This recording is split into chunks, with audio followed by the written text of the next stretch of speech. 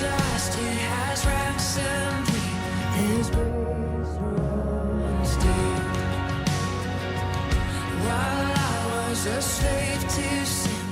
Bonjour bien-aimés, ce qui vous communique cette pensée prophétique de ce matin. La pensée se trouve dans 2 Timothée chapitre 4, le verset 3. La Bible dit « Car il viendra un temps où les hommes ne supporteront plus la sainte doctrine, mais ayant la démangeaison d'entendre des choses agréables, ils se donneront une foule de docteurs selon leur propre désir. » Dans Actes chapitre 20, le verset 29 et 30, la Bible dit « Je sais qu'il s'introduira parmi vous après mon départ. » Et ça, c'est Paul qui parle. « Des loups cruels qui n'épargneront pas le troupeau. Et il s'élèvera du milieu de vous des hommes qui enseigneront des choses pernicieuses pour entraîner les disciples après eux. » Combien cette réalité est actuelle, combien cette réalité se réfère à ce que nous vivons aujourd'hui, où des enseignements impossibles sont en train d'être introduits dans l'Église, et l'Église perd en puissance et en force à cause de cela. Dans la Bible, il y a une histoire poignante du bon Samaritain. Un homme était en train de quitter Jérusalem pour aller vers Jéricho, et s'est retrouvé entre les mains des bandits. Et de tous ceux qui passaient sur ce chemin, un seul homme s'est arrêté pour prendre soin de lui, c'était un Samaritain. Un homme qui venait d'un peuple rejeté. Les Samaritains n'avaient pas de relation avec les Juifs. Mais c'est celui qui a eu compassion de lui. Un étranger, et même quelqu'un qui avait des raisons pour le rejeter. Et c'est lui qui vient, s'approche, bande ses plaies et l'amène vers un hôtel. À cet hôtel, il donne ce qu'il faut pour qu'on prenne soin de cet homme et il promet de revenir. Le bon Samaritain est l'image de Christ, qui a pris soin de nous, qui nous a amenés vers un hôtel. Et là, il a donné ce qu'il faut pour prendre soin de nous. Vous voyez, Christ n'est pas seulement quelqu'un qui vient nous sauver, mais il donne aussi ce qu'il faut pour notre croissance et pour notre épanouissement spirituel, pour la vie. Christ est un bon berger. Ce n'est pas quelqu'un qui fait le minimum, il va jusqu'au bout. Et parmi les choses que Dieu donne, il donne des hommes. Éphésiens 4 dit qu'il a donné des pasteurs, des prophètes, des docteurs évangélistes, ainsi de suite des apôtres, pour le perfectionnement des saints.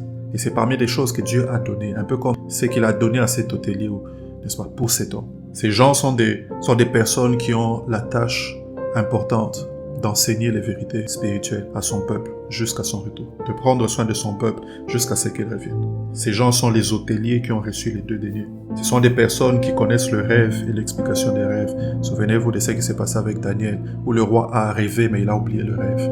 Et Daniel vient, il dit le rêve, c'est-à-dire qu'il apporte les Écritures, mais il dit aussi l'explication des rêves, c'est-à-dire qu'il a l'interprétation correcte de ce que les Écritures disent. Ces gens sont des personnes qui ont mangé les rouleaux, des gens qui se sont adonnés aux Écritures. Ce sont des interprètes, n'est-ce pas? Selon Job chapitre 33, là il dit s'il se trouve pour lui un ange intercesseur. Le mot intercesseur veut aussi dire interprète, quelqu'un qui peut interpréter les choses. Souvenez-vous de ce qui se passe avec le duc éthiopien, qui se retrouve quelque part en train de lire et comprend pas. Et Philippe lui demande, est-ce que tu comprends? Il dit, comment est-ce que je comprendrai si personne ne m'explique? On a besoin de ces interprètes. Vous voyez, dans notre marche avec Dieu, on a besoin de ces gens. Ce sont des gens que Dieu il nous a donnés à nous individuellement, n'est-ce pas, pour notre croissance. Dieu nous donne des gens qui peuvent nous dire ce dont nous avons besoin, ce que nous devons comprendre. Dans Isaïe chapitre 29, il y a un texte qui me frappe, où la Bible est en train de dire, n'est-ce pas, quelque chose de poignant.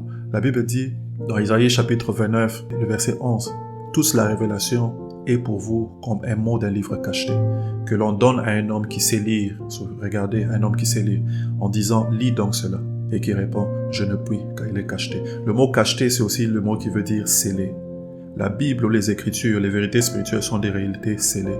Il faut des gens qui sont des interprètes pour nous permettre de les lire, pour nous permettre de les comprendre. Et Dieu, lorsqu'il nous sauve, il nous donne de telles personnes. Le problème dans notre génération, c'est que on est arrivé à un point où nous rejetons ces personnes que Dieu nous donne. On est arrivé à un moment où nous choisissons qui nous voulons écouter. On est arrivé à un moment où, quand quelqu'un est un pasteur que Dieu t'a établi, on peut facilement le mettre de côté. Pourquoi? Parce qu'il y a tellement de choses qui sont disponibles, n'est-ce pas? Sur les réseaux sociaux, on peut suivre n'importe qui, de n'importe où. Et Dieu avait décidé des choses de sorte qu'il y ait des gens qui soient des interprètes pour nous. Des gens qui sont des boîtes aux lettres pour nous. Des personnes qui nous amènent ce qu'il faut et qui suivent et qui rendent compte de notre âme. Des gens que Dieu nous a donnés. Mais nous sommes dans cette génération où nous choisissons des choses. C'est comme ça que lorsque Paul est en train de parler à Timothée, il dit que, n'est-ce pas, il viendra un temps où les gens ne supporteront plus la sainte doctrine, mais ayant la démangeaison d'entendre des choses agréables, des choses que l'on veut, des choses qui nous plaisent, des choses qui nous apportent du confort, des choses qui sont tendances, une parole diluée qui ne parle pas de certaines choses que nous ne voulons pas entendre, des choses qui sont liées à notre situation. Quoi de mal? Qu'est-ce qu'il y a de mal à cela? Mais est-ce ce dont nous avons besoin? Des gens qui veulent que l'on leur dise des choses qui répondent essentiellement à leur intérêt. Paul dit, il y aura des gens qui voudront entendre des choses qui leur sont agréables. À cause de cela, ils vont se donner une foule de docteurs. Bien-aimé, décide de ne pas être de ceux-là. Qui décide à la place de Dieu de qui et de quoi nous avons besoin?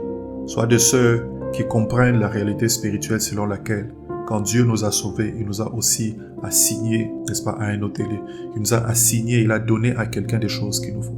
Ces gens sont un peu comme des boîtes aux lettres de Dieu. Quand Dieu veut t'atteindre, il fait passer des messages par ces personnes. Tu remarqueras dans ta vie qu'il y a des gens comme ça. Quand il parle et il te dit certaines choses, c'est comme s'il a toujours la réponse qu'il te faut. Ces gens-là sont des gens que Dieu a assignés à ta vie. Je prie que Dieu t'ouvre les yeux ou que tu ne choisisses plus qui tu veux, que tu ne tombes plus dans la confusion de vouloir écouter tout et tout ce qui plaît, mais que tu reconnaisses le berger que Dieu a placé sur toi. Que Dieu te bénisse.